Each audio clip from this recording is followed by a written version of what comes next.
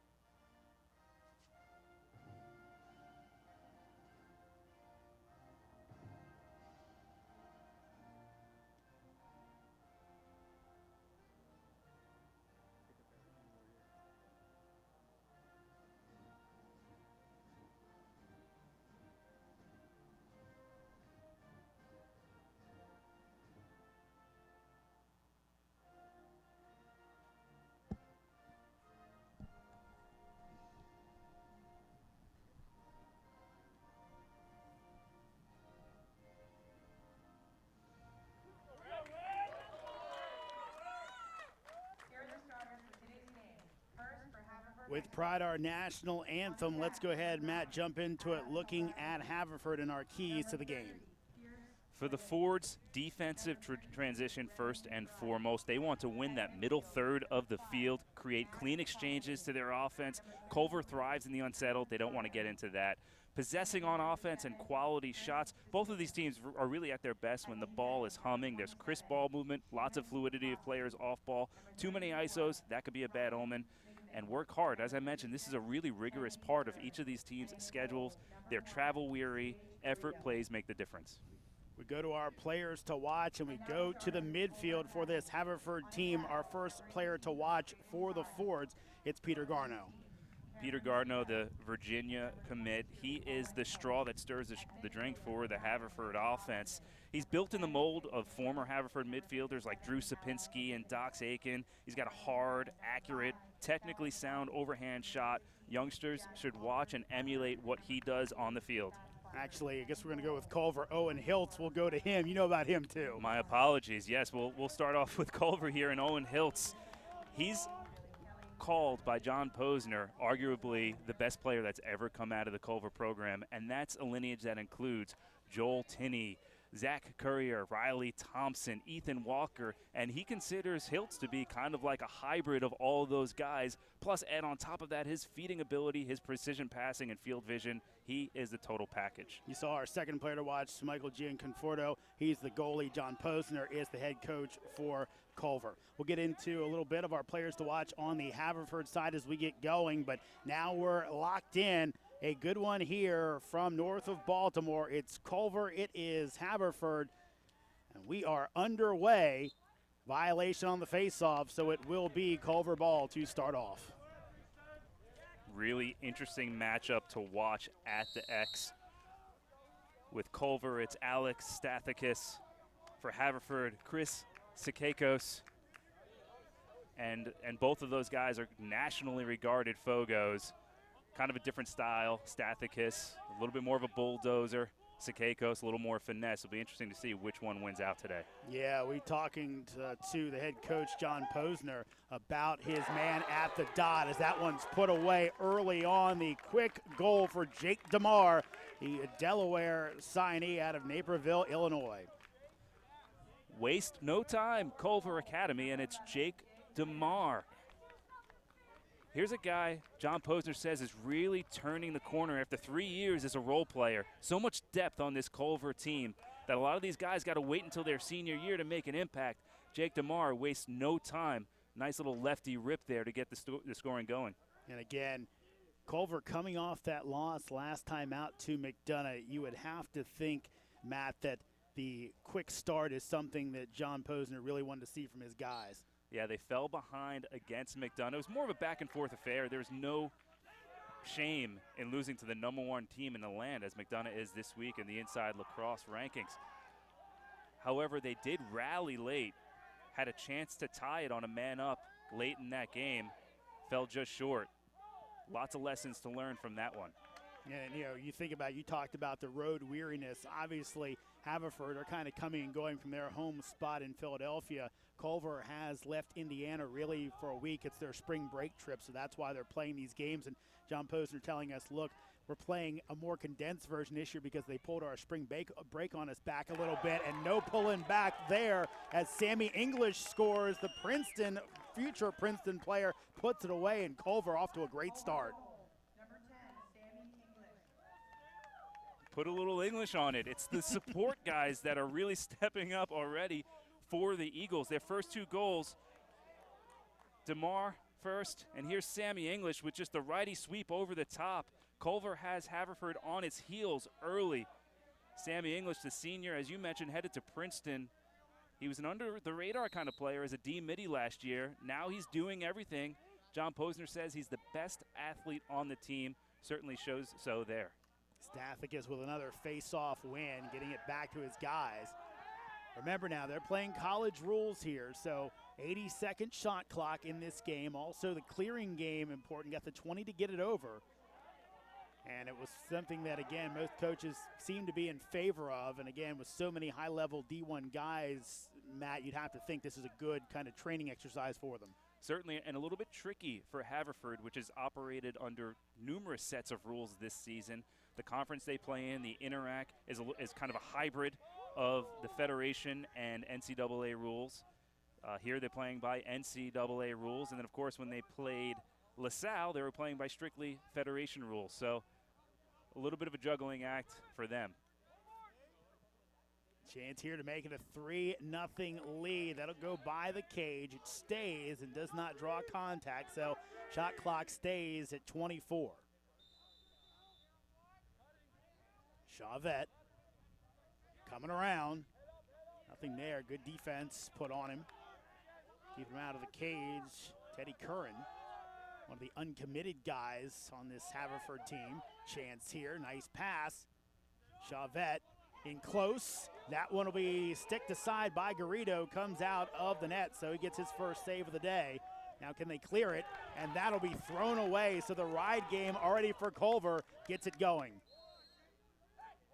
Tough turnover there for the forwards after Garrido coming up with a nice doorstop save there after Chavette with the inside roll had a point-blank look. And credit Culver with that very quick ride. Just went from offense to defense so quickly and got the turnover.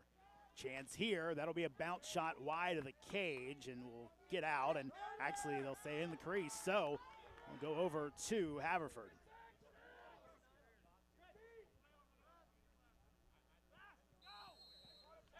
Tough to make out that crease here today. The lines look a little faint. Combined with the women's lines and the bright sun, be a little bit trickier on that end of the field. Good clear by Costin, one of the fabulous midfielders for this Haverford team. Costin headed to Utah, which kind of perked my eyes up a little bit. Of course, the Utes' first year as a varsity program, but to come into a great program like Haverford and come away with a guy like Costin doing some good work. You could kind of see it coming for Utah these last couple of seasons, doing the high school game of the week package with LAC Sports Network, as you and I have done. You saw Utah popping up more and more, and a lot of decommits, and hey, now he's headed to Utah. And certainly that's a team that has become competitive right out of the gates. We've seen so much what Bill Tierney's done out at Denver.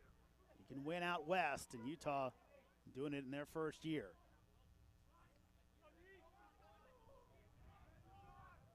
Working up top. This is Costin with the shot and the score. Matt Costin puts it away and cuts the lead in half for Culver. Great sign for Haverford, getting the initiation out of that midfield. They bring the horses. This time it's Matt Costin to his right hand, the alley dodge. He's got such an explosive, quick first step and the pretty finish. Costin, really a Haverford lifer, as his coach, John Nostrand, in his 28th and final year, told us today. I remember him coming into school as a little kid, a kindergartner, without his shoes on. So again, it's pretty young to go to a kid who doesn't have their shoes going into school. So he's known that guy forever, and he's got Haverford in his veins. And Costin, he's the vertical dodging threat on this offense. I was watching some of his highlights earlier today, and again, just see him blow by some defenders with that first step. He dodges with conviction, and you certainly saw it on display on that possession. So Culver looked like they might go for a fast break chance there as Staff gets with another face-off win, but instead they settle in on their offense. Chavette coming around with the shot. That'll go off the pipe, resets the shot clock. And Teddy Curran of Haverford, he's going to have his hands full with Chavette today. He's kind of the stabilizer of that Haverford defense, very fundamentally sound. Almost gets away and does from Hiltz. Ground ball kicked ahead. This is Nigman, and he gets it. Pass ahead, fast break chance. Haverford, will they go all the way in? They will not. The moving pick will turn it over back to Culver. It's a tough one there, Matt, to get that in that situation. Yeah, and Haverford has been spending the majority of this first quarter on defense. Their lone goal came on a quick strike, and Culver's dominated the faceoff so far, so every possession so precious. You hate to lose it on a procedure such as that. Good job there by Gianforcaro taking control to get it over with a couple seconds to spare on the clear. You can see him directing traffic like a good goalie's supposed to. Gianforcaro, one of those rare stoppers that is also very athletic outside of the goal, has no problem commanding the clear. Take it away on the stick check. Here's the shot by Robinson. Garrido makes the save and picks it up. Long clear, fast break chance for Haverford. This is Burke. Passes off, tic-tac-toe, chance here, shot and a score. Put away, and we are tied up here in Baltimore as Salvaggio puts it away.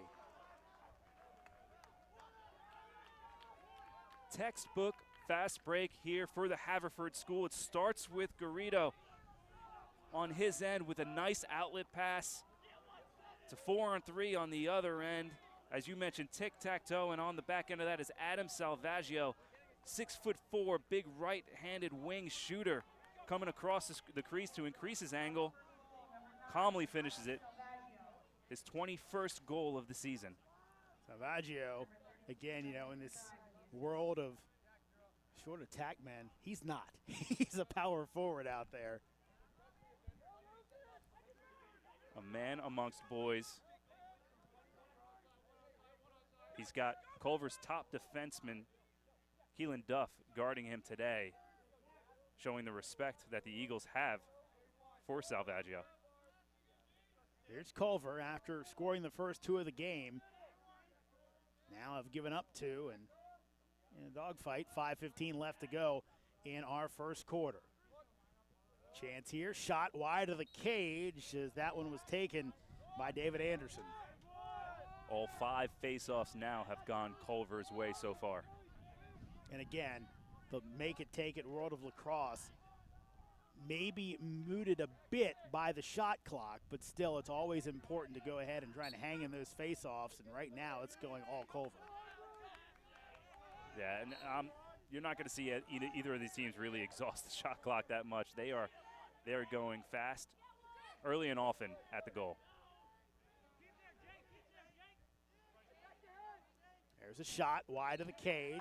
Back up, though, by Chavette, so stays, and they will have to go back and reset the shot clock because I don't think one of the officials saw a tip on that by the goalie. The other didn't. That's what the question came from.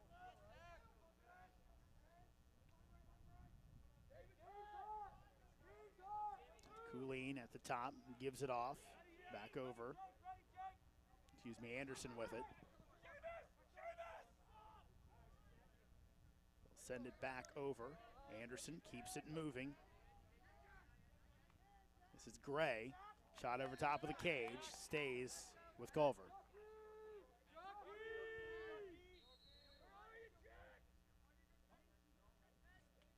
Chavette gets loose. Tough angle. Scores anyway. Cameron Chavette, the Johns Hopkins commit, puts it away, and Culver back out in front. The pride of Cleveland, Cam Chavette. He is so shifty behind the goal. And you see him with the roll dodge. Not a great angle at all, but all of these Culver offensive players are so skilled. The ability to shoot across the body and find that small sliver of net. That comes with playing with a large group of Canadians on this Culver roster. They are well represented, and that different style obviously is spread out to their American teammates. Some things that maybe you taught growing up in the U.S. in the game, you pick it up, maybe by osmosis. Of course, you mentioned the skill level of this team for Culver. John Posner really saying to us, look, you know, obviously some of these skilled teams I've had in the past, it's a little more team, guys everyone kind of contributing to this. And you saw that early with guys such as Jake DeMar and Sammy English contributing out of the gate. Not necessarily the household names that you've come to expect out of the Eagles, but the depth is certainly there. They've got 19 players committed to Division I colleges in their senior and junior classes alone. Of course, we won't know about the sophomores until next year. Flag goes down. Chavette takes it wide of the cage. It would have been Haverford ball, but going to have a slash. This will be called on Seamus McCluskey, so Culver will go on the man up with 3:17 left to go in the first. 1 minute penalty on Seamus McCluskey, the senior defender, headed to Dickinson next year.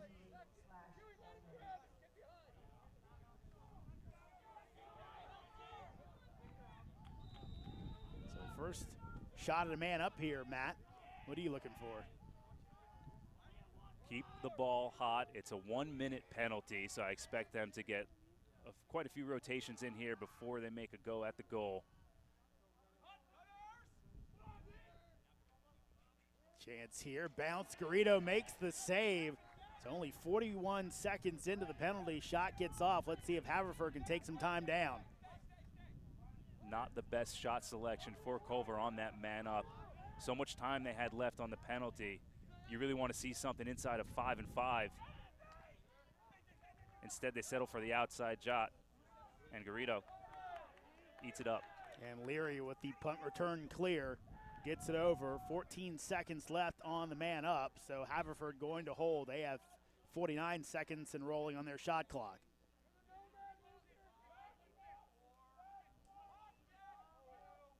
Leary checking to the bench, waits for his player to come in. It's Costin, and now Haverford goes to work with just around 30 seconds to go on the shot clock.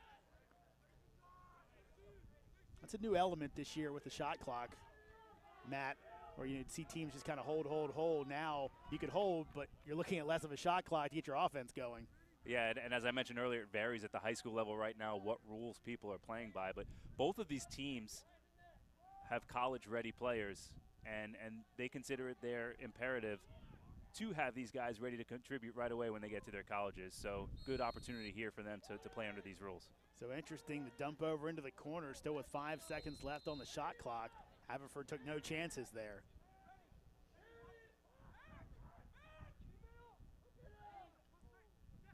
Thought that Garno might have making a run at Cage, still had some time to do it. Yeah, but that does leave you susceptible on the back end to some transition offense, which we've seen already from Culver can be deadly. This Culver team can run all day. We'll get into it later in the broadcast. Their Monday mile, where they run a timed mile on Mondays. Saw some footage of that on the internet. Looks like they definitely are getting their wind in, getting their workout and cardio. Minute to go in the opening quarter. That is in, but they're going to say in the crease, so no goal, and here comes Haverford. Leary, shot. That's over top of the cage by Burke, but good backup on the play by Salvaggio. We mentioned that they're playing by NCAA rules. That was Jake DeMar with the dive shot. It looked pretty, but aimed at the goalie, that's one that they're going to call back. Your momentum must be carrying you away from the goalie. You can land in the crease. However, his trajectory deemed illegal for Culver there. That's a shot wide of the cage, stays with Haverford. 20.7 seconds to go. So Haverford's got to work, but they've got time.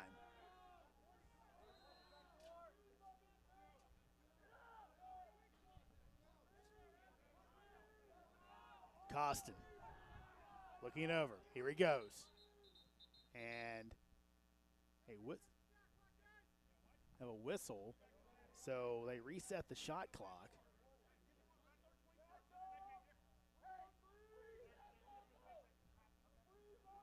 So they did reset the shot clock. Now I think they want to take it down. They're trying to get it right.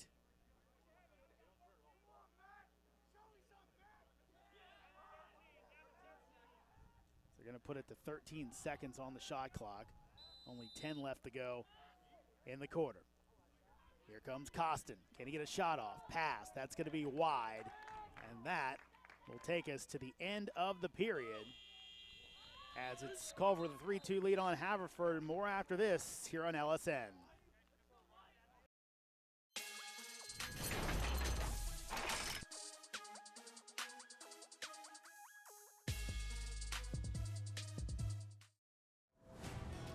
Speed. Power. This trophy is not given, it must be earned. The NCAA Men's Lacrosse Championships. May 25th through 27th at Lincoln Financial Field in Philadelphia. In the stick, boom, on the money, great on the pass. Win the first championship. Visit ncaa.com/lacrosse to get your tickets today.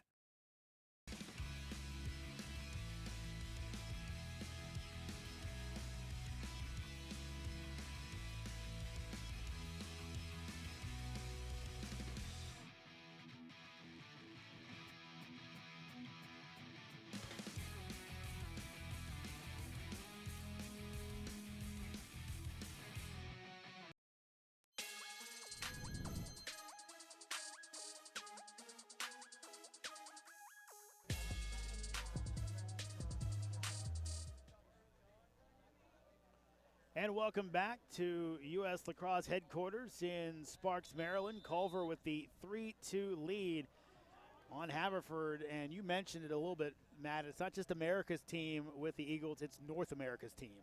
Yeah, and you see that pipeline from Canada into the Culver Academy in Indiana, but not just that. Look at all the different states represented throughout the U.S. It certainly has a North American flavor to it, and what you see is just a combination of styles in all of these players, that John Posner is sort of the chef putting all those ingredients together, and it works. It certainly works, and it really works because of the blue-collar ethos that he kind of instills in all of those players. Not too difficult to do that at a military academy. Yep. Obviously, those guys come in expecting to work hard, but as you mentioned, things like the Mile Monday and other sort of traditions that he's built in here, people come flocking to this program. It wasn't always this way. Even as short as a decade ago, Posner had trouble getting anyone to come out to Culver. Now they're the class of high school lacrosse in North America. Yeah, and again, when we kind of asked him about that, he got to downplay the military aspect in a sense. He said, look, it's not so much the military academy, it's the fact that these guys know me and they know they can play for me. They're not coming here sight unseen. There's enough evidence of how I coach and what I'm asking for at these guys. It's something they want, and they react to it. Yeah, I found it ironic that he said this particular team lacked maybe some of the star power that past ones had, and yet 19 kids going D1. That says something to you about the pedigree of this program at this point in time. Culver working with a 1-goal lead. Scored the first 2, then gave up the next 2 to tie it back up, and had the last one. Had one waved off for the man in the crease. So, as we expected, close game here. Hiltz having some trouble getting a chance early in this game.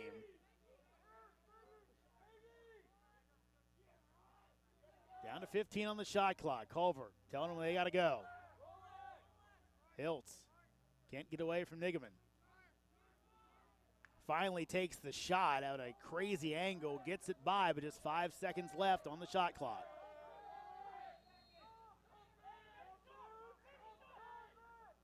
Pass in front, and that will be a turnover. And a flag goes down as it appears that Robinson didn't drop it through it, and that's going to be a delay game. And that's the risk you run by trying to go with just a couple seconds left on the shot clock. That's a learned skill that these kids have to develop as they get used to playing under this system. 2 seconds left, you're better off dumping the ball. And in that case, it's a penalty well taken by Robinson, because if he just drops the ball and tries to get off to sub, it's a fast break the other way for Haverford. We saw how good they were in transition on that goal. They had the tic-tac-toe and the tic-tac-toe goal in the first quarter. So good penalty to take, good lesson to learn. So now Haverford working with the 30-second penalty on the delay of game, trying to tie this one up.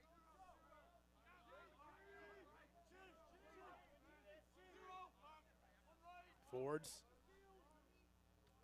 Salvaggio back behind, passes in front. Penalty is released. Chance in front, Salvaggio scores. The big man puts another one away, and we're again tied up.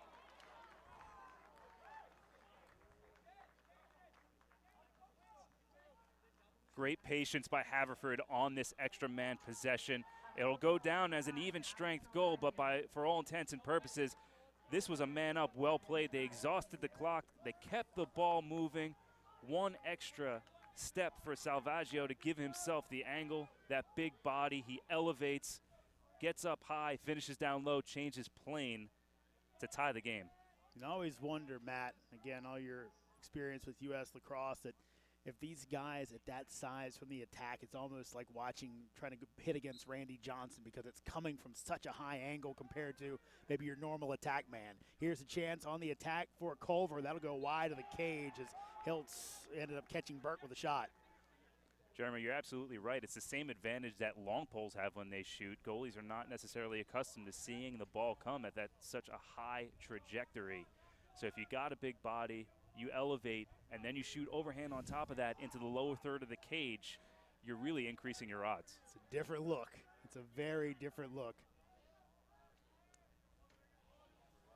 So Culver trying to take the lead back. Haverford yet to lead in this game. Culver's led a few times. Hiltz in close, over top of the cage, as Owen Hiltz gets another good chance there, but can't put it away.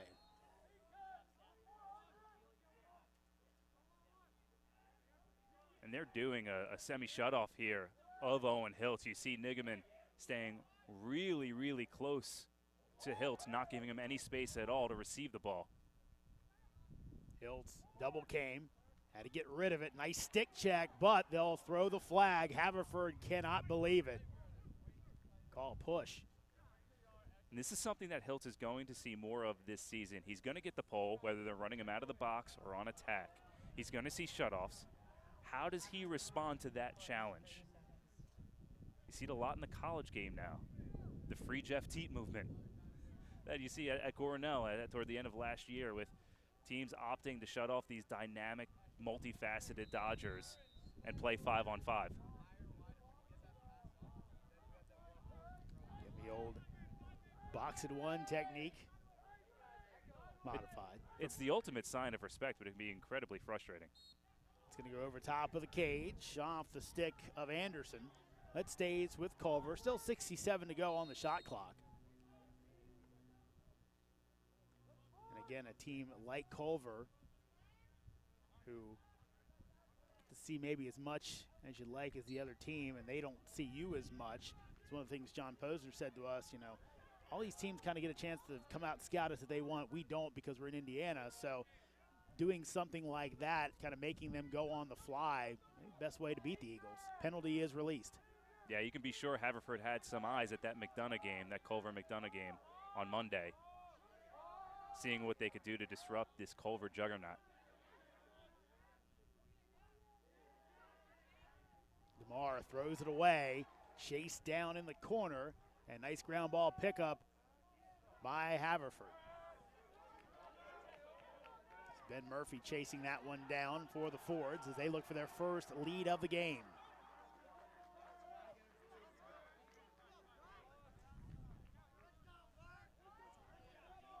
Fords get their subs on the field.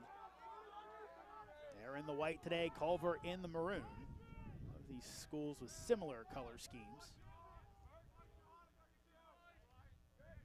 Haverford's got to be happy that they're in a position here to go up in the second quarter in a game in which they have not won a single faceoff. Unofficially, as I'm jotting them down here, it's been all Stathicus so far.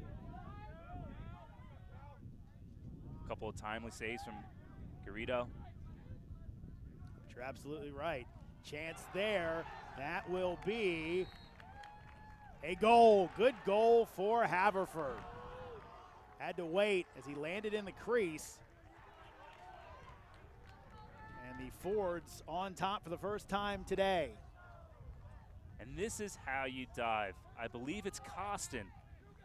Takes his defender down to the wing, then brings him upfield, diving upfield, finishing across his body.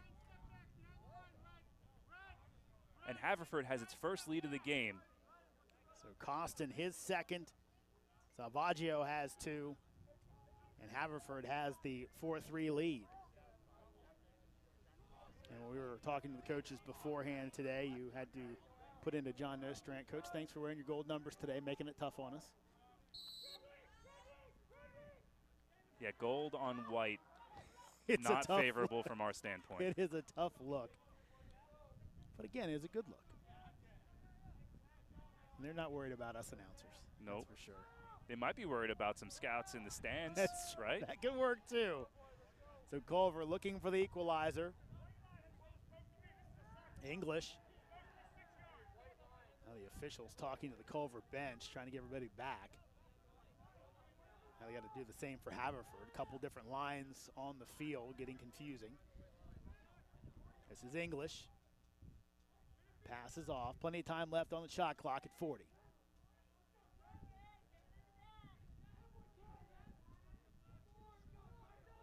Good defense by Haverford.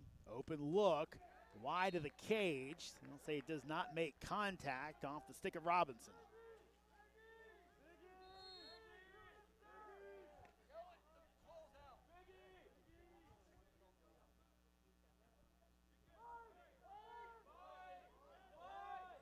Chauvet. Defender falls. Not a lot of space. They'll work back from X. Down to 10 seconds on the shot clock.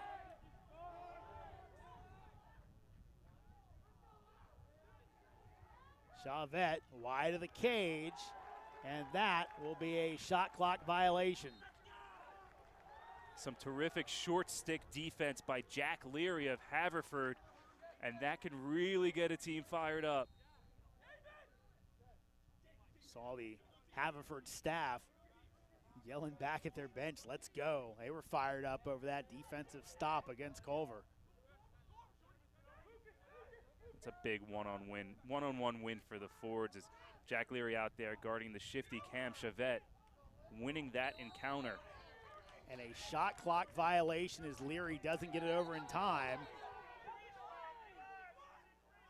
Now Culver was looking for a penalty on Leary as he was stick-checked English before things got going.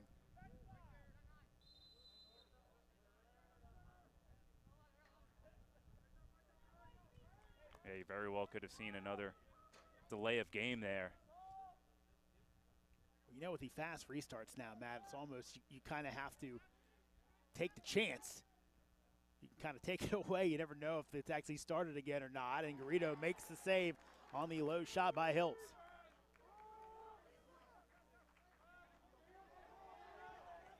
Comes Haverford, may have some numbers. Will they'll take it in? In front, chance here, off the pipe.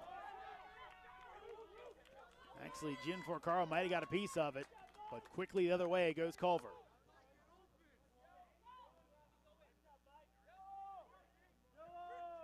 Chavette thought about taking it in, but instead he'll let the full complement get on the field.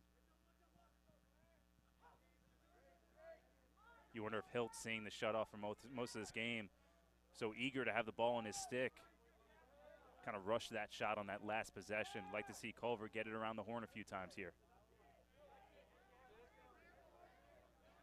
Eagles trailing by 1 to Haverford.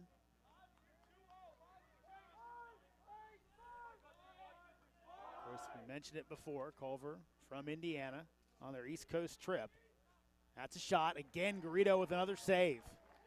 It's interesting, talking to head coach of the Fords, John Nostrand, really said that it's in that McDonough game, he really struggled and basically was told, hey, you know, got to pick it up or we're going to go to the other goalie. And, you know, early in this game looked like he was struggling, but he's picked it up ever since. Yeah, I mean, I've got him down unofficially for 6 saves so far, and especially with the possession imbalance, he's been the steadying force back there, has been Garrido. He's a 3-year backup, finally getting his chance this season with the Fords. And you mentioned Nostrand sticking with him in that McDonough game, and then turn around against St. Paul's. He probably had his best game of the season. And going to need him going forward, have some very good games. Of course, Salisbury Academy coming up, great team there as well. But again, and it's interesting talking about Garrido, where really his coach said, look, you know, a couple years ago, good player was in front of him. Last year, a guy we thought he would beat out, he got beat out by him. So really he has waited his turn, but has been good in goal for the Fords this year. Yeah, and certainly getting a first look at him today, you think F&M, Franklin and Marshall, getting a good one here out of the Haverford School. So you see John Nostrand, 28th season. Of course, his final season. He'll be moving on as the changing leadership at the top of the program. Brendan Dawson will be coach and waiting on staff this year. You see the 14 Interact Championships, also #1 national ranking in 11 and 15. A very successful program in the mainline area of Philly. Yeah, and the lacrosse community fairly stunned to learn that John Nostrand, a fixture at Haverford School for all these years and all the success he's had, would not be returning after this season. Handling it very professionally, you can tell. A pretty seamless transition happening here with Brendan Dawson coming over from Haverford College. He's a former Centennial Conference Coach of the Year, so he's got some really good credentials. And you have to admire the way they've handled it, but still you get the feeling that Nostrand is not done by any stretch. He wants to keep coaching. He's got the Mesa Club program in the Philadelphia area. We haven't heard the last of him. Interesting to see where he ends up. But wherever he does, they'll be getting a very good lacrosse coach. 4-3 lead for Haverford. Down to 3:20 left to go in the second quarter off that timeout. Under 30 on the shot clock as Costin goes to work. He has 2 today. Up to the top. That's a shot, and that is a goal as Haverford extends their lead on the shot by Brennan McBride.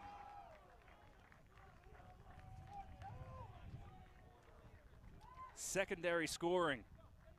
You know who your top guns are.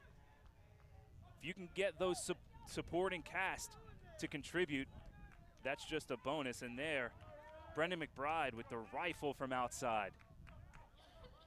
McBride, the verbal to Harvard. And again, right now, after that early start by Culver, Matt, it's been Haverford with the pep in their step. Yeah, absolutely. They've been energized by a few of their defensive stands. They've managed to neutralize Owen Hiltz on that end. You see them feeding off of what their defense is doing, now able to capitalize on offense. And here we go. They're getting some possessions off the faceoff now as well after Stathakis was so dominant in the first frame. A violation. Keikos thought it was on him. He was running off. I was like, no, you got to go ahead and start this thing up, buddy. So Haverford now with a chance for a 3-goal lead. And again, a good possession here. Seemingly very important for Haverford. As we know, he'd love to keep Culver down at least by 2 going into the half just for momentum's sake.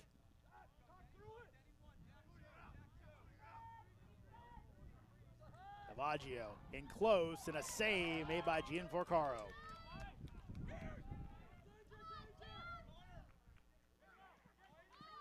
Good job on the clear by Jackson Gray.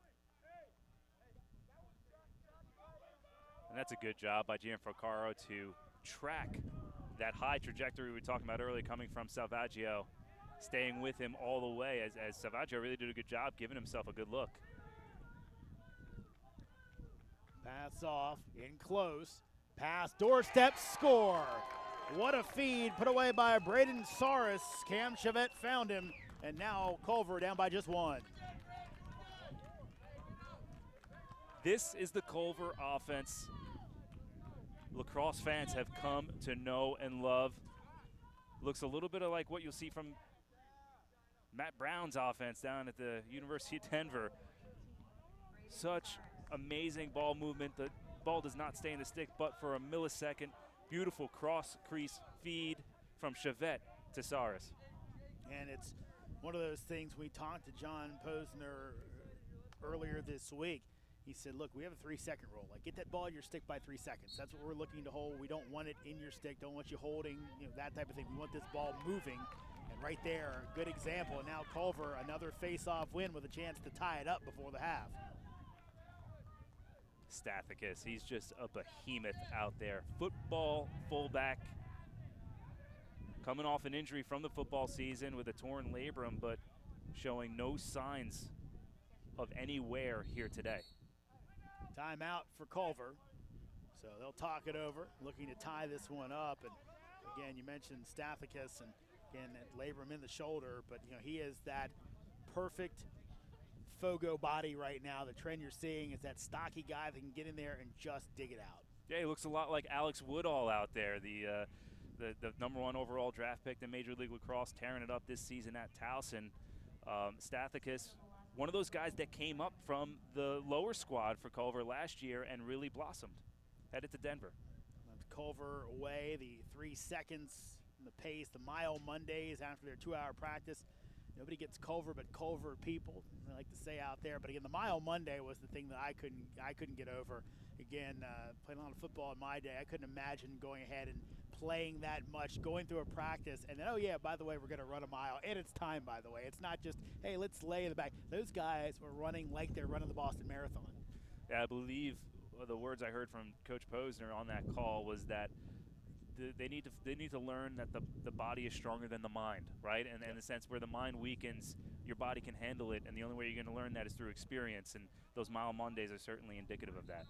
And in checking with him and talking about it, I kind of got the line of questioning, like, how much is this your pace so your guys can, just kind of run all day? And he didn't see it that way. It was more the mental part of it. He's like, okay, great, it's a byproduct maybe, but again, it's an interesting spot with a very good lacrosse team, and they're looking to tie this one up after going down by 2 goals earlier on.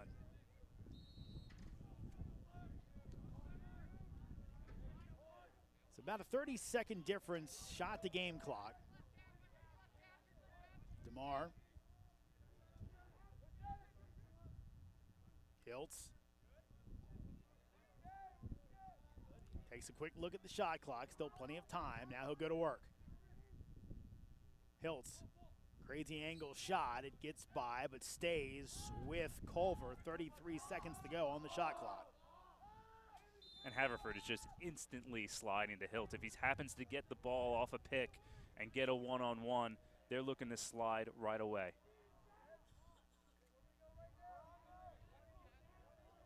Comes DeMar, the senior. Already has a goal today. Down to 15 on the shot clock. Chance here. They'll have to throw it back out. Now down to 5. Culver's got to get going. Robinson wide of the cage. Did not reset the shot clock, so 2 seconds. And they'll just chuck it to the corner, and that be another violation to the Haverford D coming up big again, Matt.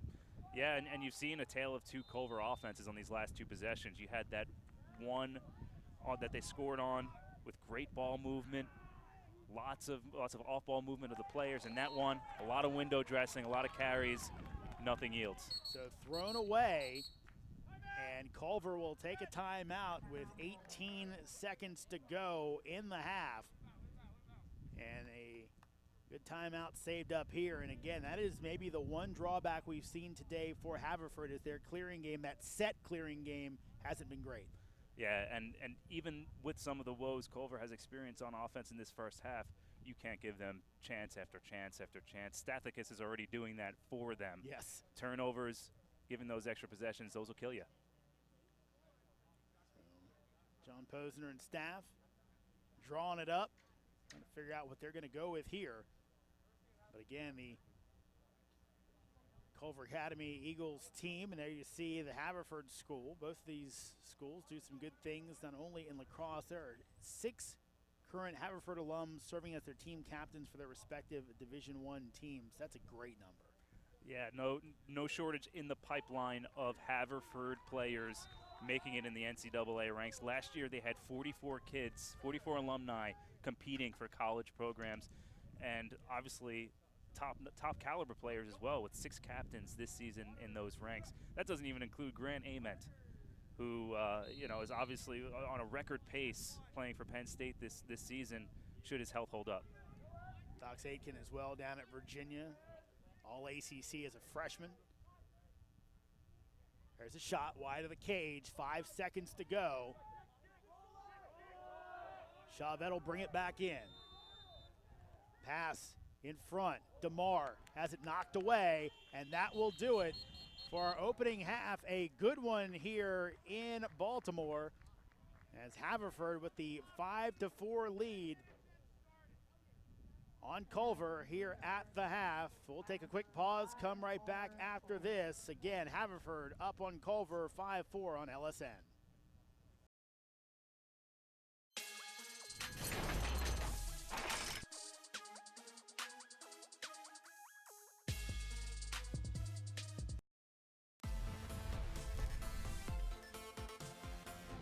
Designing extra man offense plays, it's best to incorporate some element of surprise to try to confuse the defense. This 1-4-1 to a 3-3 uses a ball side slip screen to try to get an easy look in the crease. It's best suited for intermediate to advanced skill levels. The trigger on this play is the player at X. I'm going to have him go to the left, but feel free to mirror this and you can go to the right as well. He's going to carry to the left side. As this action occurs, we're going to get a little slip screen right here between these 2 players. The other crease man is going to roll off and be an outlet, and these 2 players are going to exchange on the backside. In an ideal world, the defense overreacts to this player popping out, leaving an open dunk right on the crease. If neither of these players is open, we want to move the ball to the backside, and this player should turn the corner and shoot and score if no one's covering him. Otherwise, he should have an easy look right in front or a skip to the top middle guy.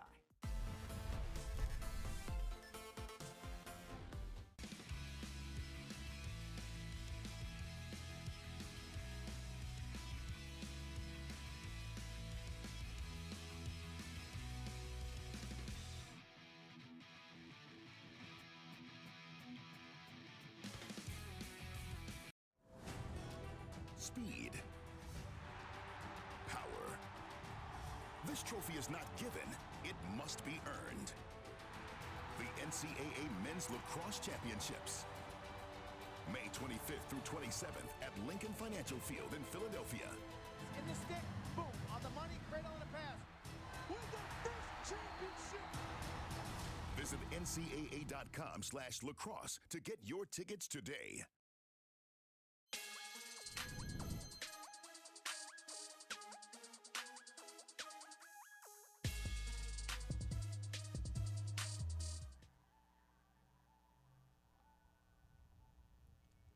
And welcome back to Tierney Field as Haverford with the 5-4 lead over Culver at the half. Jeremy Huber, Matt DeSilva back with you. And Matt, in this one, looked like Culver might jump out and dominate Haverford early, but the Fords came right back. Yeah, Culver had the hot hand at the start, but I'm really impressed with the way the Haverford D buckled down and gave their offense a chance to get into a rhythm, especially given the possession imbalance. Let's go ahead and take a look at our first half highlights. And again, seeing a goal right there. That was Sammy English, that early run for Haverford, but then we'd see Sage Garrido kind of get some things going in net. Matt Costin with the answer. Yeah, Garrido kept Haverford in this thing early, had several big saves in the first quarter, and then the offense got underway. It was Costin, then Salvaggio. Here comes Culver back with Cam Chevette, some shifty work in and around the crease. And again, we would see both these teams, but that was really some of the difference there. The good defense, then Garrido finding his way. There, a goal waved off for Culver. So Haverford taking advantage, and that time the goal would be good on the dive by Costin. Yeah, tail of two dives there, and Costin doing a good job letting his momentum take him away from the goalie. This was part of a 3-goal run for the Fords. Salvaggio, Costin, and then McBride to give him the 5-3 lead. This was the pretty one going up high, but saved by Jim Porcaro. A big one there, as could have given the Fords a 3-goal lead. Instead, Haverford answered. This was the pretty play there, finding Saris for the goal. And that was Culver's best offensive possession of the first half by far. Crisp ball movement, great cross crease feed, Chevette to Saris, and that's how we're here, 5-4. So 5-4 lead for Haverford here at the half. Again, you see the Haverford school talking it over with their head coach, John Nostrand. Of course, 2 national titles, lots of pearls of wisdom being given out right there. We'll take another break, come back with our second half action right after this. Again, Haverford up on Culver 5-4 here at U.S. Lacrosse headquarters in Sparks.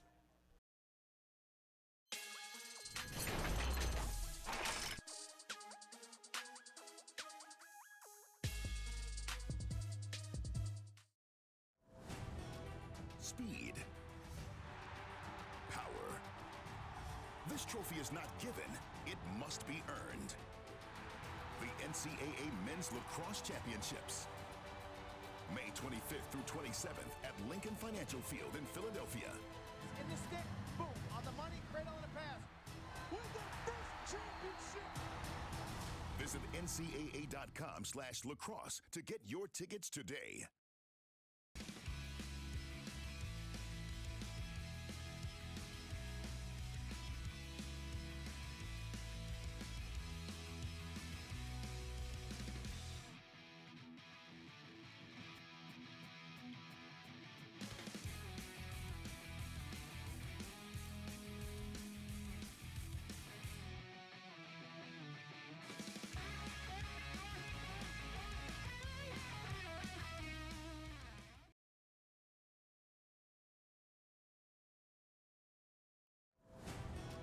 Speed.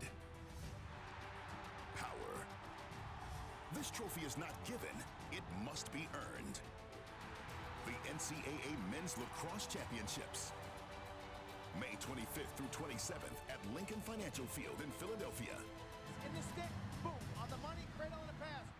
Win the first championship. Visit ncaa.com/lacrosse to get your tickets today.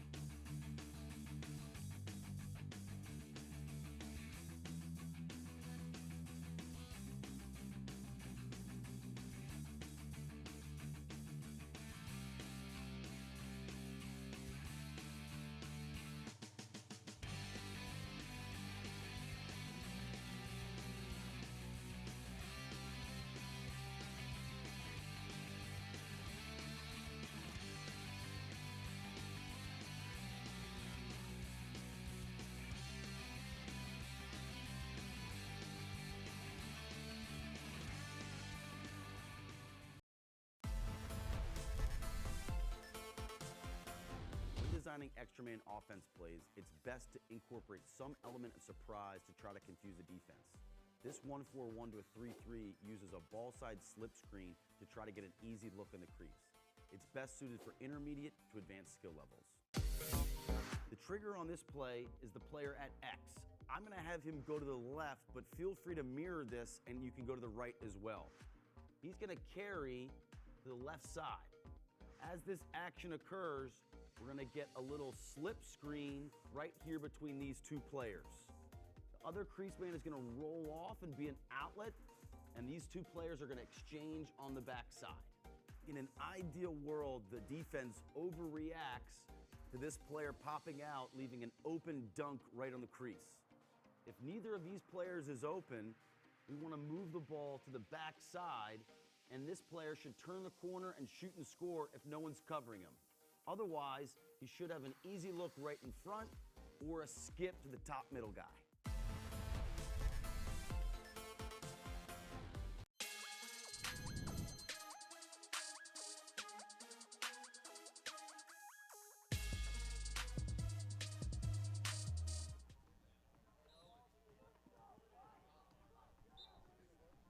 And welcome back. Haverford with the 5-4 lead on Culver.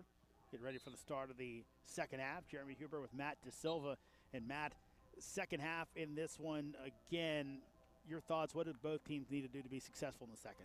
I have a sense in that Culver locker room, those coaches were scheming up, how do I get Owen Hiltz the ball in space? Haverford has smothered him entirely, and Culver's offense has become stagnant as a result. On the Haverford side, you're sticking with the message. I mean, at this point, they've been great defensively. They have to find a way to scrape out a few of these faceoffs. They won one in the first half, and that came by virtue of a violation. Have to figure out Alex Stathakis. So, of course, one of the big reasons this went on LSN today, all the talent in this game. Again, we kind of referred to it throughout, but plenty of college commitments, plenty of guys going to some very good schools. And again, you look at these guys, these teams, just who's who of schools and players where they're headed to play their college lacrosse. Yeah, you're going to need a few screens for this one on the Culver side. And these are depth players that are headed to Division I players, and you'll see them come, a lot of them that you're not seeing on the field today. They'll be with this Culver team shining next season and the season after that. 19 players on the Culver side headed to Division I programs. And of course, with Haverford, they have their own fair share of guys. Peter Garno, Matt Costin, Adam Salvaggio, Gavin Burke as well, kind of leading the way as Haverford, of course, we talked about their star power has come out of their program right now, even in college lacrosse. Grand Amen, of course. Taken as well. A lot of great guys from that Haverford team. So, yeah, we're ready for second half action. These two teams, 30 more minutes to go. 24 more minutes to go as they're playing under NCAA rules, but not NCAA timing. 15-minute quarters to 12 here. Another face-off win for Culver. And again, you see that fullback mentality, gets that push that maybe kind of knocks a smaller guy off his pins, just shaken off there by Stathakis. Yeah, and I mean, I'm just getting a close look at him here as he comes off to the side and pops looks like a softball in his stick to keep it wide enough and legal. But yeah, he is just a mammoth human being here, and he's having an incredible game. As I mentioned, I've got Haverford with one face-off win by virtue of a violation, and that's it. And somehow they're still leading in this contest 5-4. Credit the Haverford defense for playing a whale of a game so far. That one wide of the cage will stay with Culver. 34 seconds to go on the shot clock.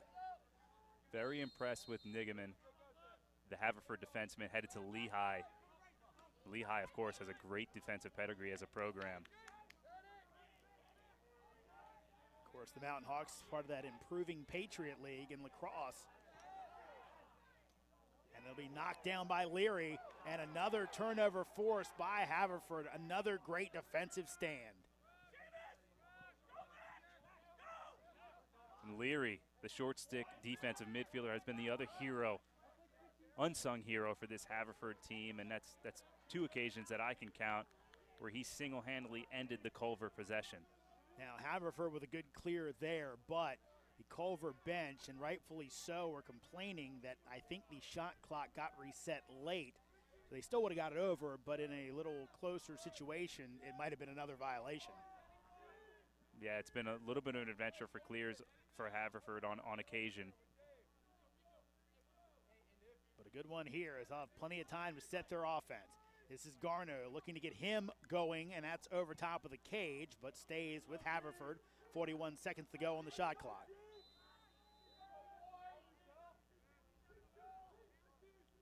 Good game planning by these coaches. We talked about Hiltz being scoreless so far. Garneau as well. Those are two of the best players on the field out here, have yet to get in the scorebook today. Costin keeps it moving. Garneau looking for his first. Power move in, trying to back his way down. Can't get it out of his stick. Good defense by Culver, still loose. And that'll be a turnover to Culver.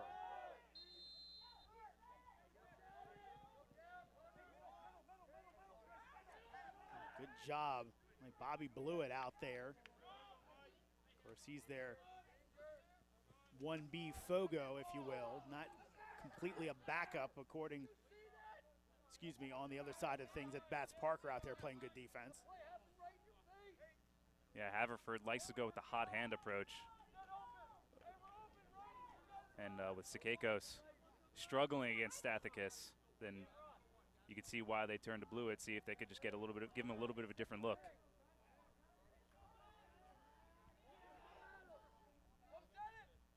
Chance here, Hiltz finally getting an opening, shot and a goal. Hiltz going to the one hand, getting his way through and beating Garrido to tie the game at 5.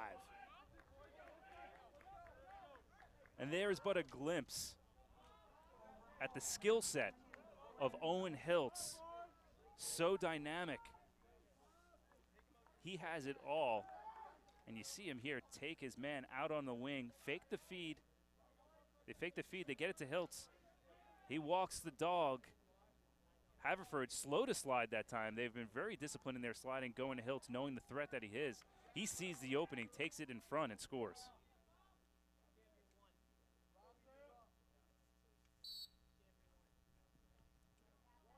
So again, another face-off win. Time a little change-up at the face-off dot. Again, that was Blewett out there for Haverford, but song remains the same for Culver. And their face-off man, Alex Stathakis, as he has really dominated today. Yeah, and you mentioned, we've talked about his physical stature, right? You mentioned that kind of being a trend. We talked about Woodall, Taliesin, Trevor Baptiste, of course, the Denver great. Stathakis headed to Denver. And such a difficult combination when you have that size, but also the technique and the quick hands. Shot and a goal. Wow, that came from out of nowhere, put away as Jackson Gray with his first today, and gives Culver the lead back at 6-5. And the Eagles are starting to get some of their swagger back. What we saw in the early going, the sticks are heating up. Jackson Gray, the sophomore, an emergent player this season, starts inside, rolls out to his left hand, finishes across his body. He's a two-way midi who really played his way into this top offensive group with an impressive preseason. Spent last season on Culver's regional team, plays mostly in the Midwest, made it to the big prep team this year, and he's certainly making his impact known. And now they will blow the whistle on the push. Quick start, Culver looking for 3 in a row. They have it. 3 goals to open the half. Again, it's Hiltz, and now a 2-goal lead for Culver.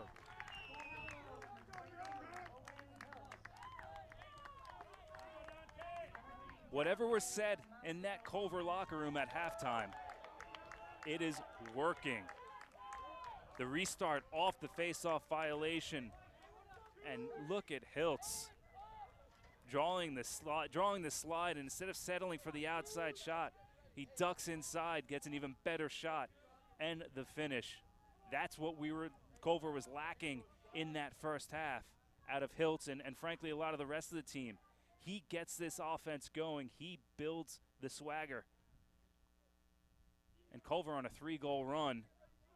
Haverford with all the struggle trying to gain any possession off of these faceoffs. And again, another win for Culver. Actually, it's a 4-goal run because they scored the final goal of the first half. So again, the momentum is all Culver right now. They'll get the clear. Big collision at midfield, but taking the cross, DeMar. And now the Eagles will settle in, looking to keep this run going.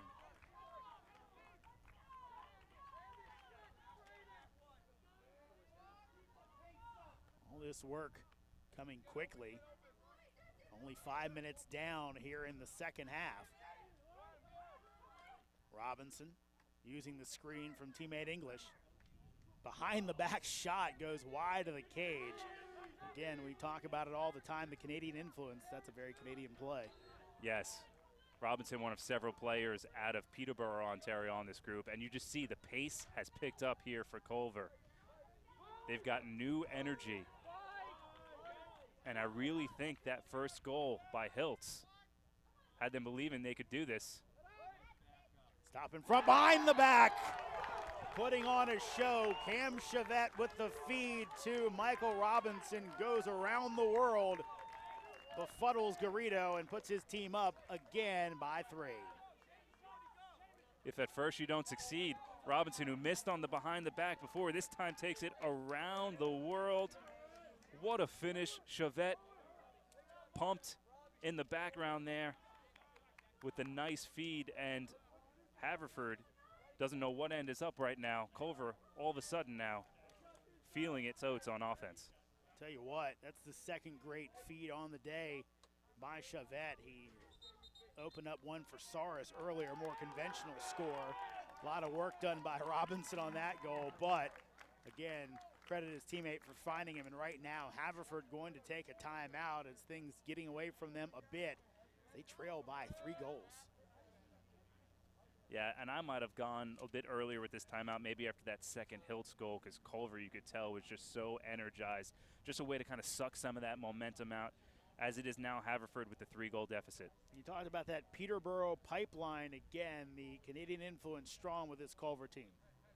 Yeah, and we just saw Michael Robinson score on that last possession with a pretty around-the-world finish. And highlighted there, Ethan Walker, of course, having a tremendous career at Denver. Hard to believe he's only a junior, that they'll still have him for another year. But look at those names, and really, it's a testament to the kind of player that Peterborough breeds out of their box ranks. Very successful box lacrosse program, both at the junior and senior level. And John Posner has served him well to tap that pipeline, no question about it. And again, some diamonds that have been shined up very well at Culver and are doing a great job at the college level and beyond. And right now, his guys are doing a very good job today. Those Canadian players putting some goals in the back of the net as expected. As they now lead by 3, 8-5. Back out at the dot for Haverford. Keikos looking for a win, and we have seen a little bit more here in the second half. Haverford trying to make this a 3-on-3 face-off situation. Haven't been able to really do it that much. Loose ball, but again, picked up by Culver. English coming in off the wing. Here's the problem with trying to make it a 50-50. You need to be able to push the other face-off specialist off the ball. And as we mentioned, that is not going to happen when Alex Stathakis is on the other side. Yeah, again, it is a tough proposition going up against him, especially at the high school level. Trying to find a way to get some wins. It's been nearly impossible for Haverford today, and in the first half, able to get away with it. Second half, not so much. You wonder if they try a pull at some point. Hiltz again, that's wide of the cage. Race will be won by Culver.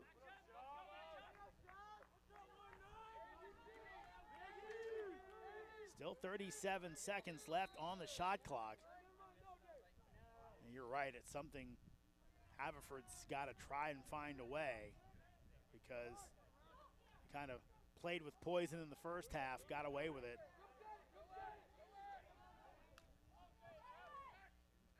Chance here. Haverford defense coming up big. 15 seconds on the shot clock. Asenza getting some run out there. He gives it off. Again, Robinson with the shot, wide of the cage. Excuse me, that was Gray with the shot. And that'll be a turnover to Haverford. See if the forwards can stop the bleeding here after their first really sound defensive stance here of the second half. Costin able to get it across. Gets by Osborne. Now Haverford settles in, and yeah, Matt, this is a really big possession for the forwards. Yeah, and you sense Culver really trying to stretch out on defense, not allow Haverford to get comfortable. They kind of smell the blood in the water. This is Garneau, held goalless so far, one of the leading scorers for this Haverford team. Can he find the back of the net and get himself going? Shot here, wide of the cage. And that is going to be Culver ball. Wow. John Nostrand and company can't believe it. Official gives it to the Eagles. Looked like Grayson Fike there on the run out, number 32 for Culver. Doing a good job getting extension. Remember, it's the closest to the ball when it goes out of bounds. Not necessarily always who wins the race. Gray looking to get rid of it. He does. Keep it moving. DeMar. He'll go to work against Garneau. Thought about the shot, instead pulls it back. DeMar over top of the cage, stays with Culver. 40 to go on the shot clock.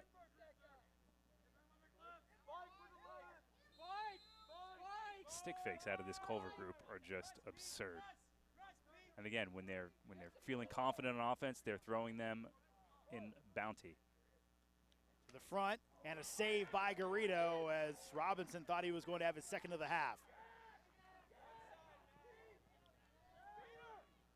Leary gets it over. Will Haverford push?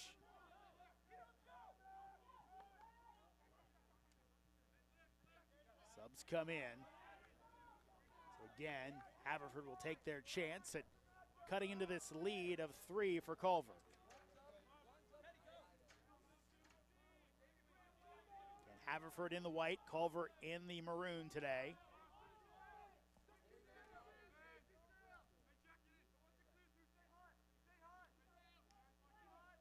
Costin. Double comes, now peels back. Costin shoots, dribbles past, and that will stay with Haverford. Like Salvaggio was going to pick it up and try to make a run at the cage. Instead, in front, shot, and that will be a goal. As this time, Brendan McBride with his second of the game and cuts the deficit down to 2. Yeah, Haverford caught Culver disorganized on the restart after they thought they might have possession. Officials deemed it a shot. They had the backup. Haverford goes right away. And as you mentioned, it's McBride there with the finish, his second of the day. And McBride headed to Harvard. Verbal, so it could go somewhere else, but nice program to be a part of if he ends up there. So back of the dot. Taking a while to get this face-off going. You saw the long pole in there. You called for it, Matt. Stick check from behind. Shot bounces over the cage, but a good backup for Culver and Saris. And not surprised to see Haverford throw David Graham in there with the pole. Neither of their two specialists has had any success against Stathakis today. So the least you can do, if he can win it to himself, you got the reach of that pole to try to dislodge the ball get a turnover out of it.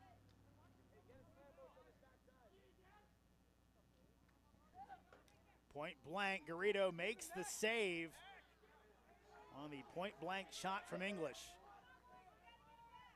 Yeah, that one looked in danger of trickling back over the line. Garrido, nice job to reel it in before it does so. Costin across. We talked about it before. Costin and Garno, best buddies. Known each other basically since they were born, according to their coach, John Nostrand. Also, were co-captains of the Haverford golf team, which won the Interact this year. Of course, the Interact, the fabled conference in Philadelphia, known for its lacrosse, but other sports as well.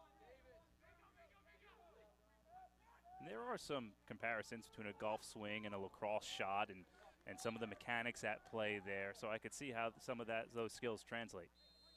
Of course, also competitors, their fathers, big-time guys. Garno's father, a punter down at UVA. Costin's dad, a scratch golfer. Was one of the best amateurs, actually the best amateur in Philly at one point during his life. These guys know about competing, and they're trying to get their team back into this one, trailing by 2, 8-6. Under a minute to go in the third quarter. 5 on the shot clock. Haverford's got to put it off. That will not be contacted. So 1 second to go. So Haverford just throw this one to the corner.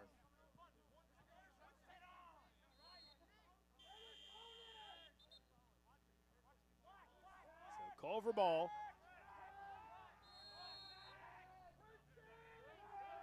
And now Fords will put on the ride late. Let's see if Culver can beat the clock. Hiltz looking for the hat trick. Shot, score. Owen Hiltz. Punt returned his way through and then put it away with 25 seconds to go. Put his team back up by 3. And that's a dagger for Haverford after able to pull within 2. Not a great possession on one end. You get organized to defend the clear, but you can't defend this skill. Hiltz able to navigate his way through 1, 2, 3, nearly 4 defenders. And he's got enough mustard on the shot to give Culver the 3-goal lead. And they've got Hiltz now running out of the box at midfield on certain occasions. That's another way to get him free. His multifaceted game, he could play attack or midfield. So they've changed that up. It's worked here in the third quarter. Culver has another chance at a transition goal. Pass in front, knocked away. Good defensive play there. Still loose, big check. Culver's got a chance at it. Chavette with it, in front. Be taken away. Long pass down the field by Garrido. That's going to bounce away, and actually 2 seconds will be left. Let's see exactly what Gianforcaro does with it as he brings it back in. He'll heave it down the field, and that will end the quarter as Culver back up by 3 here in Baltimore, here on LSN.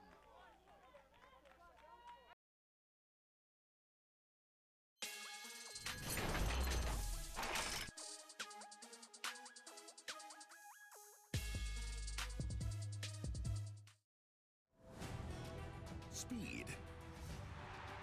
Power. This trophy is not given, it must be earned. The NCAA Men's Lacrosse Championships. May 25th through 27th at Lincoln Financial Field in Philadelphia. In the stick, boom, on the money, cradle and a pass. Win the first championship! Visit ncaa.com/lacrosse to get your tickets today.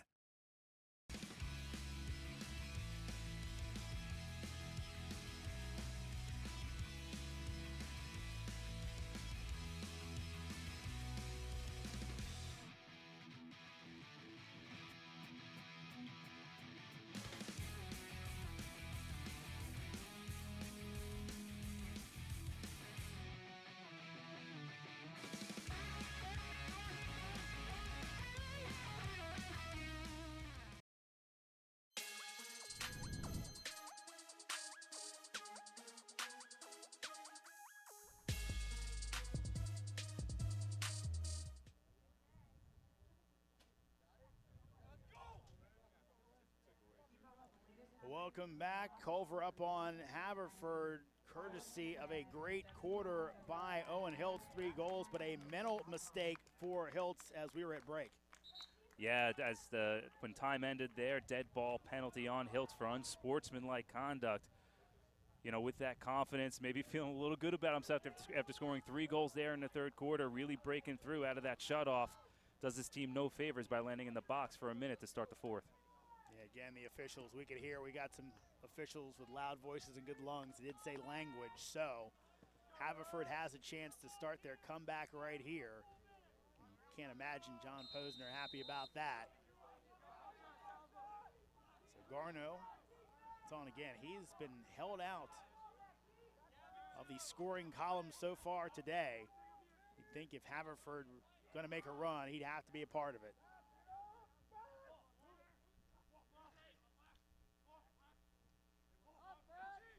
Forwards keep it moving.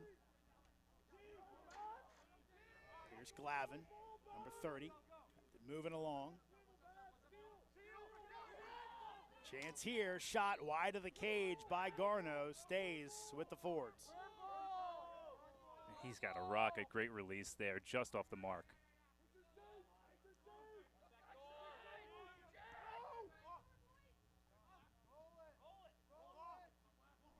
Back up to Garneau at the top. Keep it moving. There's a shot over top of the cage. This will stay with Haverford. 11 seconds on the penalty, 31 left on the shot clock.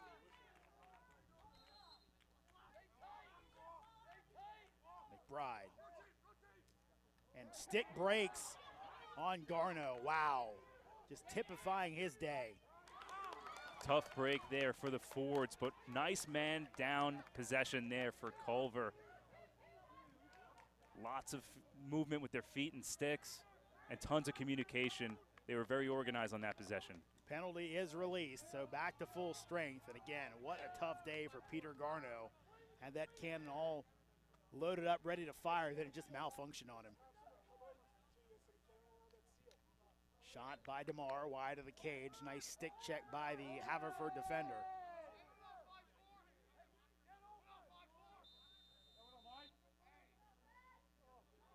High pass. Good jumping save by Robinson to pull it back in. Shot wide of the cage. Culver looking for the tip, and it did sound like it hit something going by.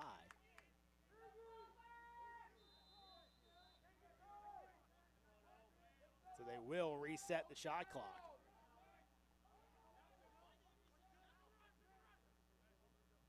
Javette. I think the Haverford bench trying to ask why the shot clock was reset. Didn't look like they signaled for it at first. Haverford pumping the brakes a little bit. I'm sorry, Culver a little bit lazy on that possession. Less of a sense of urgency there, and Haverford able to take advantage here. Great play by Leary, stepped in with the interception, then got the clear as well to give his team plenty of time on the offensive end. Yeah, and that's 3 calls turnovers in this game for Leary that we've seen. Short stick defense, such a crucial component of the game. So under 10 to play here in our final period. Haverford down by 3. Salvaggio picks off the bounce shot behind the cage.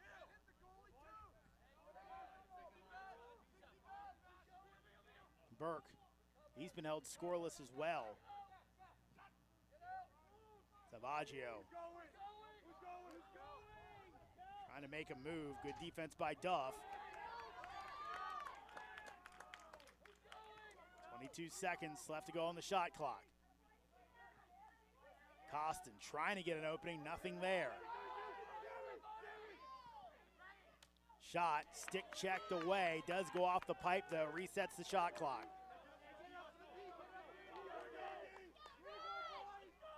So Culver has to keep defending. McBride will slow things down. And now Garneau will get back on the field.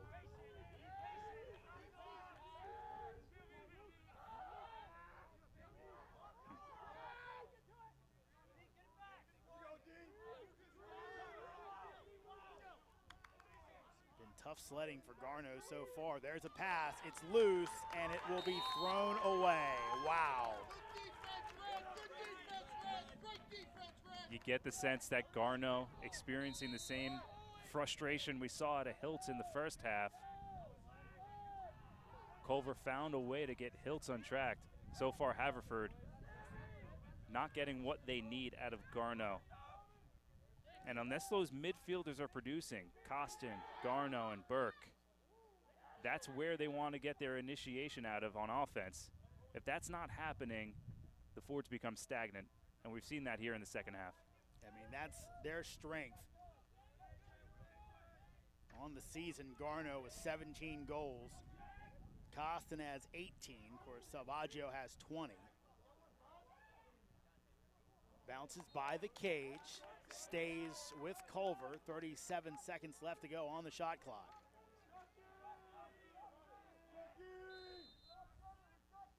You mentioned Culver throttling it down just a little bit with a 3-goal lead.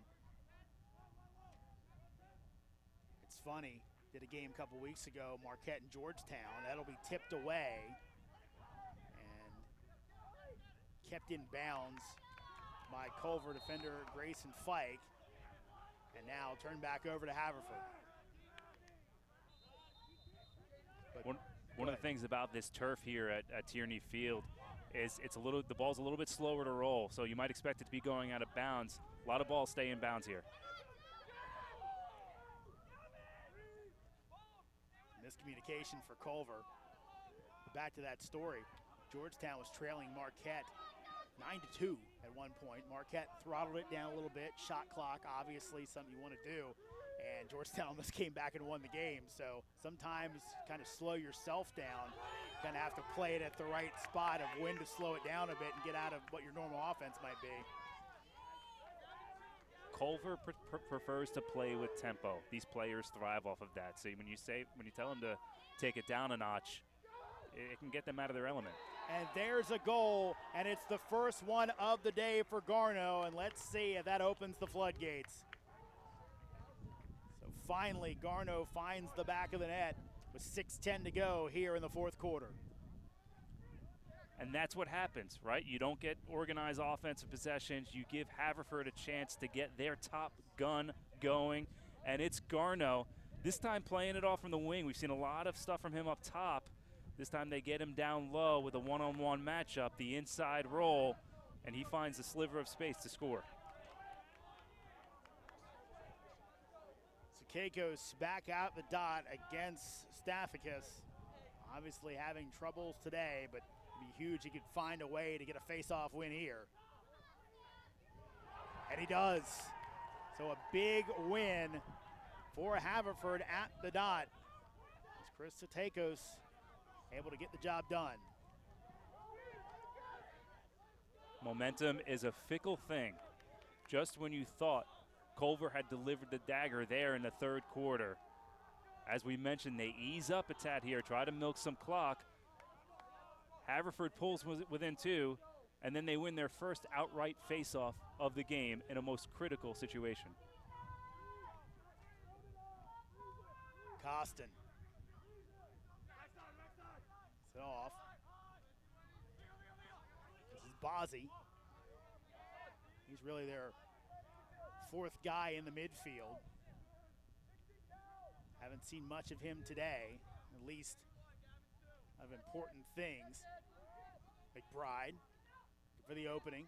Salvaggio around, bounces it by, caught though, back to the front, shot, that ends up in the net. Costin has a hat trick, and we have a 1-goal game.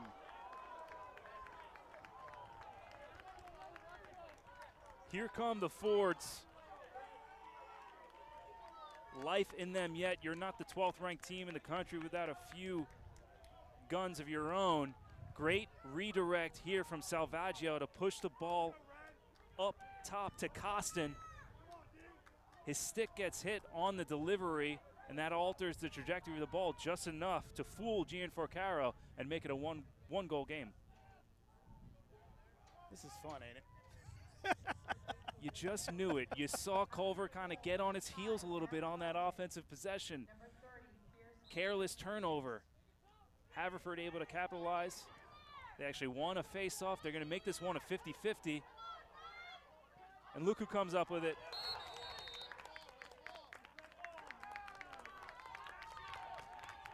That will be Culver ball.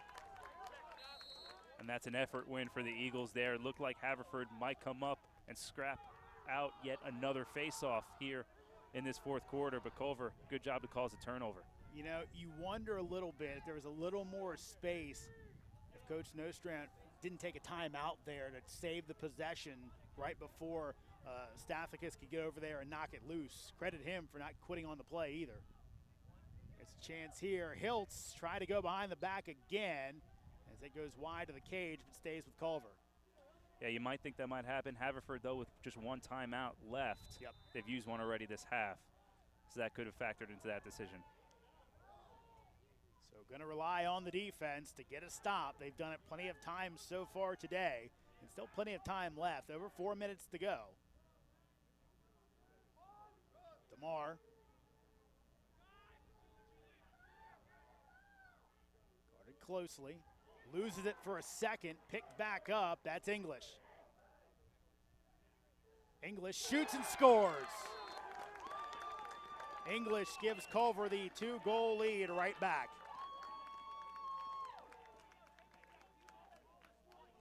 And I think, Matt, right now, the Haverford bench unhappy. I think they thought there was an uncalled screen there, a legal pick. Yeah, a lot of traffic there on the side. English gets his defender to fall, and before Haverford can recover, he sets his feet and fires an overhand bullet. Huge goal for Sammy English.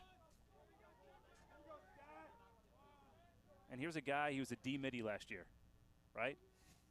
He shows he can handle the rock just fine, thank you. Of course, his brother Ty on the team as well. And won again by Stathakis. This time Culver in their own end can set up and milk some time off this clock. Instead of forging forward that time, Stathakis able to get out of it with a defensive exit onto his defensive half of the field, and Gianfrancaro there for the outlet. You have to remember on these face-offs, you know, you have the full field to work with. Good awareness there. Loose ball, Haverford has it. Good defense by the Fords. They've got to move quickly. Pull it back.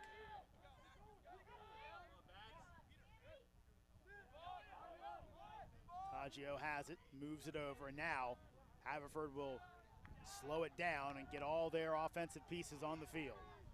Smart decision there not to rush it, even though there was a lot of space, 4-on-4. Tempting to go to cage. Wait to get your personnel on. Shot, save. Loose in front, then scooped back up by Gianfrancaro, but a nice save there. Again, really a big one this late in the game. Yeah, nice job by Gianfrancaro to drop to his knees and follow through with his stick, not give up a rebound there either. Big save, big time save for the junior. Gianfrancaro, as coach says, an incredible ball stopper. Also commands that defense, and of course went to high school in Delaware, was the quarterback of his football team, so an athletic guy to boot, and really a big part of Culver's success.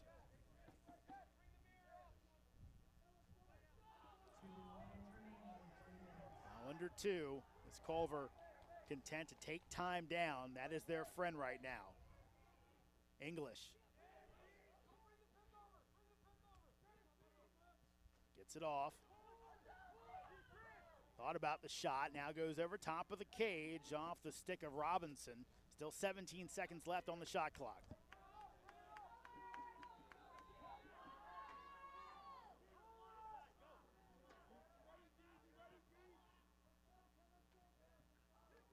Working around. Chavette. Will they take the shot? They will, off the pipe, and that resets the shot clock. So it stays with Culver. Couldn't have a better scenario, Matt, than what just happened. Terrific possession there for Culver. Not only to exhaust the shot clock, but get the reset as that shot pings right off the crossbar. Jackson Gray, nice marksmanship here. With the split dodge to his left, he finds it back to his right, sets his feet, just misses on cage. But that's the operative term, misses on cage. Now they've got 80 seconds, and conveniently, 80 seconds remain in this game. I tell you what, it's even better from the angle he hit it. It goes out of play. If he had hit it too flush, it goes the other way. Maybe you're setting up a Haverford fast break. Yeah, and you can't say that he was going for he pipe wasn't, there. obviously, He wasn't out going play, for pipe. I mean, that was out. just an inch away from putting this game away. Haverford now has to figure out a way how to double out of this timeout. They might not do it right away, but you get inside that 1 minute mark, you can be sure they're going to be sending out the horses and trying to cause a turnover, probably pulling their goalie as well. Yeah, trailing by 2 with just 80 seconds left. Tough scenario for Haverford, but they're going to give it a go. After the game, we'll have some post-game highlights, wrap this one up. Of course, these two teams continuing from their play down this way. Actually, excuse me, Haverford going back up. Actually past their home in Philly. Culver continues their play in the Mid-Atlantic. And Haverford's going to start with the double right out of the timeout here on Hiltz. 2 poles. Checks up. And now going around the world, Sammy English. Goal's open, but English doesn't take the cheese. Garrido actually in the offensive half of the field, allowing Haverford to have 6 sticks on the defensive side to try to force this turnover, but Culver with so much space to operate and obviously so much skill in those sticks. And a flag is down, and it doesn't matter as DeMar puts this game away with the empty net, his second of the day. And Culver will avoid a losing streak as they're going to come out of Sparks with a win, barring a miracle. And DeMar going for a little swim at the end of that one. You know, that's a pretty long-range shot to try to take there, but clearly confident enough to hit the goal. Conveniently, it was DeMar who started the scoring in this game as Culver came in hot out of the gates. Hit a lull there midway through, but clearly regained its swagger there in that third quarter. And it's DeMar finishing it off here in the fourth. Garneau takes the shot, hits a man in front, still loose. And ground ball picked up by Culver and Keelan Duff. Haverford giving chase, but a nice cross-field pass to get the clear.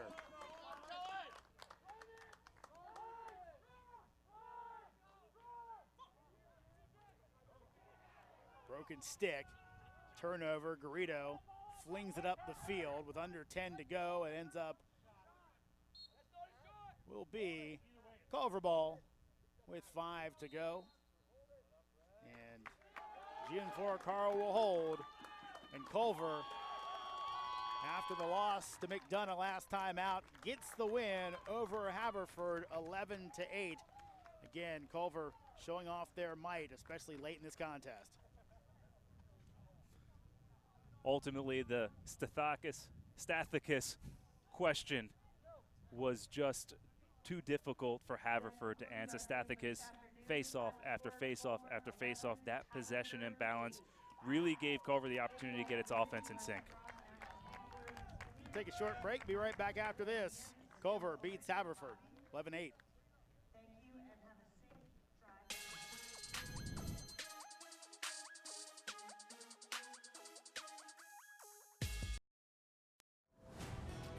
Speed. Power. This trophy is not given, it must be earned. The NCAA Men's Lacrosse Championships. May 25th through 27th at Lincoln Financial Field in Philadelphia. In the stick, boom, on the money, cradle and a pass. With the first championship. Visit ncaa.com/lacrosse to get your tickets today.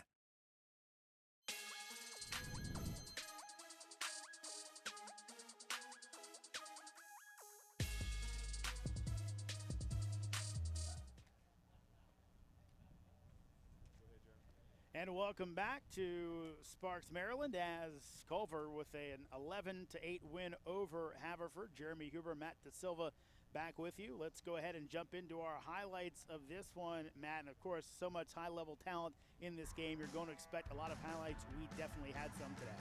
Absolutely, and in the second half, it was Owen Hiltz finally getting on track early in the third quarter. Little toe drag, finish across the crease, and that just got Culver started. Part of a 4-goal run to start the third quarter.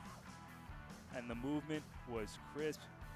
Hiltz again with the beautiful stick fake gets inside. The high percentage shots were coming fast and furious. That was the behind the back that didn't work for Jackson Gray. We would see him come back later on. Excuse me, Robinson. Put that one back, and here would be the one Robinson would find the back of the net with. What a fantastic play. Oh yeah, no angle, falling to the ground around the world. Beautiful finish by Robinson. Haverford though not going away. Yeah, the Fords finding a way to score, cut this thing down to a 1-goal game before Culver added a few late. Again, this was the game breaker here as Hiltz goes coast to coast, finds the back of the net. Yeah, and as he goes, Culver goes. Scoreless in the first half, Haverford with the halftime lead. Hiltz comes alive in the third quarter. Lo and behold, Culver takes over in this game. Though a couple late ones, as you can see, Garno find the back of the net. Also, McBride. This will be a goal up top. Again, cutting into that lead, so Haverford gave it a good run, but late in the contest, that'd be a big one there by Sam English to give his team the lead they would not relinquish, keep them ahead, and then a couple late saves as well for the Culver Academy, and then this one really put it away. Again, it'd be Jackson Gray with the shot and the score, and then Culver running out the clock with the empty netter for Jake DeMar as he again sandwiched his scoring. This one had the first one, had the last one, and this Culver win. Yeah, and it was interesting. We talked about Hiltz and how he took over in the middle of the game, but DeMar and English at the very beginning were the ones who got it on track, and at the very end, they were the ones who were able to help put it away. You see a happy John Posner there, as again his team with the win today. And again, these two teams, as we get ready to wrap this one up, again, tough games continue for both of them. No question. Next week for Haverford, they turn around. They play Salisbury School at Rutgers. That's the number 2 team in the country, so they got to find a way to collect themselves after this loss. And for Culver, they're at Gonzaga, their last game as part of this trip, and yeah, no rest for the weary, right? Yeah, definitely not. But again, playing against the best makes you only better. Culver proving that today with an 11-8 to win over Haverford School. For Matt DeSilva, I'm Jeremy Huber saying goodbye from north of Baltimore. Again, your final, Culver over Haverford, 11-8.